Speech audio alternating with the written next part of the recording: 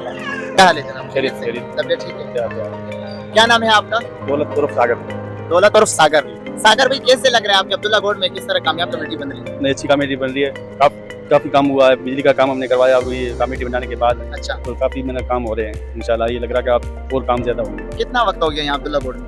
देखो 25 साल हो गए। 25 साल। जी। 25 साल में इस तरह के कोई नजरिया मिला नहीं, कुछ भी नजरिया नहीं मिला, ये हालत है। बस यही हालात हालत अभी पॉलिटिशियन लोग आप लोगों के साथ दुआ सलाम में आए कभी? नहीं। अब यही है कि अभी जो हमने कमेटी बनाई है उसके बाद इंशाल्लाह ये उम्मीद है कि आगे काम बहुत हम करेंगे, हमारी कमेटी करेगी। पॉलिटिकल लोगों के साथ मिलके करोगे? जी जी, मिलकर करेंगे। जी, बहुत शुक्रिया। कोई मैसेज कोई पैगाम देना चाहोगे? लेकिन हम यही है कि हम और लोगों को बोले कि हमारे साथ मिले और हमारा साथ दे तो हम और काम ज्यादा आगे बढ़ाएंगे।